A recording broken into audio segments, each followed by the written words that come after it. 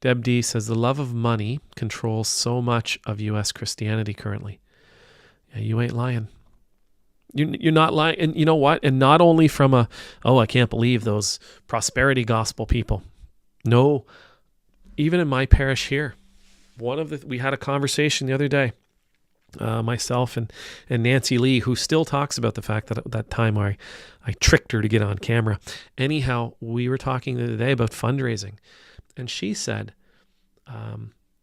fundraising as a church is such a slippery slope. We're not supposed to be fundraisers, right? And it's easy to fall into that trap of, well, we got to put a roof on. We need to fundraise. We got to put a furnace in. We need to fundraise. We got to pay our electrical bill. We need to fundraise. Got to pay our insurance. Our insurance is ridiculous here. We got to fundraise. Got to do this. Like it does so much of what we do. Sometimes can feel like we're just chasing the dollar.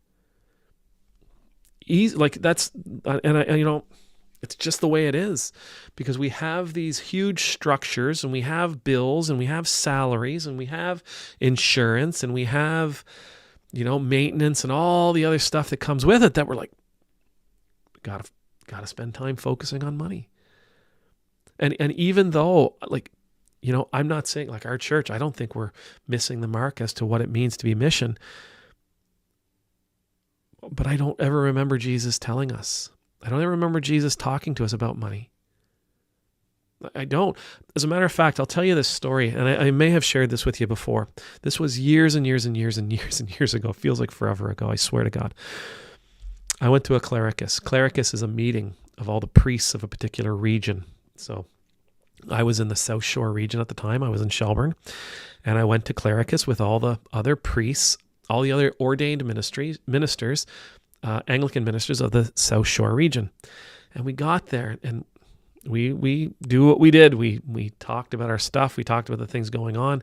One person said something. The next thing you know, all we're doing is talking about money, talking about salaries, talking about benefits, talking about budgets, talking about finances, talking about the church bills, talking about work that needs to be, just so much of it was sort of money centric. Right? Even though it was a whole bunch of problems, really at the center of every single one of those problems was money. I got in the car after that meeting and I began processing. And I still remember I was upset.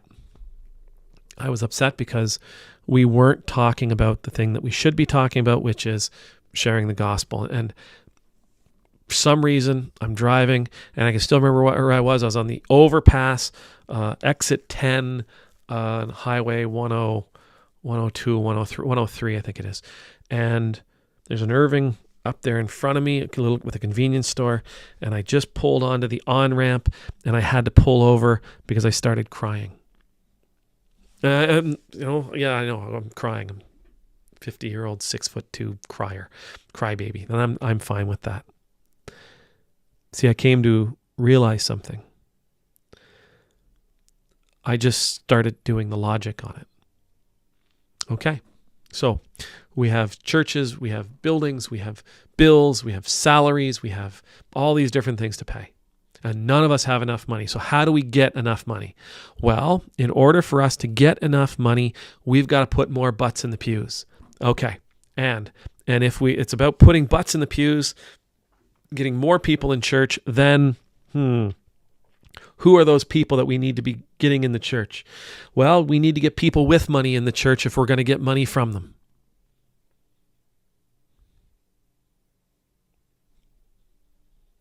Who does Jesus tell us to reach out to?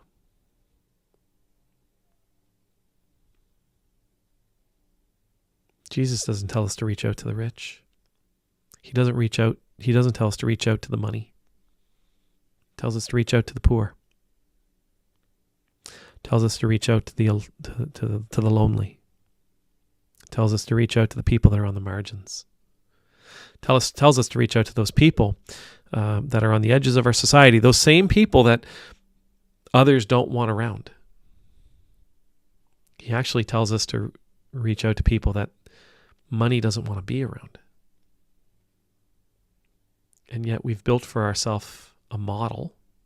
We've built this model of ours, this church model, this church business model, that actually financially makes it almost detrimental to reach out to the people that Jesus calls us to reach out to. I mean, especially if you think of like human dynamics and organizational stuff, right? Like how organizations work. People want to go where they will encounter others like them. They don't generally want to go where everybody is very, very different. They want to surround themselves with people like them. They don't want to surround themselves with people who are different. And yet Jesus tells us to reach out to the different. We've got a business model. And this was where my tears came in. That we have a business model that literally, in that moment, I felt goes against the ministry that Jesus calls us to engage in. Not because we're all rich. Like God knows, not because we're all rich. Not because, I'm talking from the Anglican perspective here, right? Not because we're rich, not because we all have fancy cars and we fly nice Learjets and we don't. An Anglican, you're not going to bump into a rich Anglican priest unless they were rich going into it.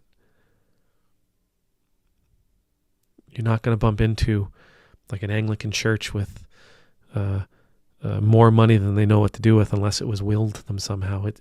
We're in this, I think we're in this for all the right reasons, but this model that we exist within, these buildings, these buildings that we adore, that we love, these buildings that meant so much to so many before us.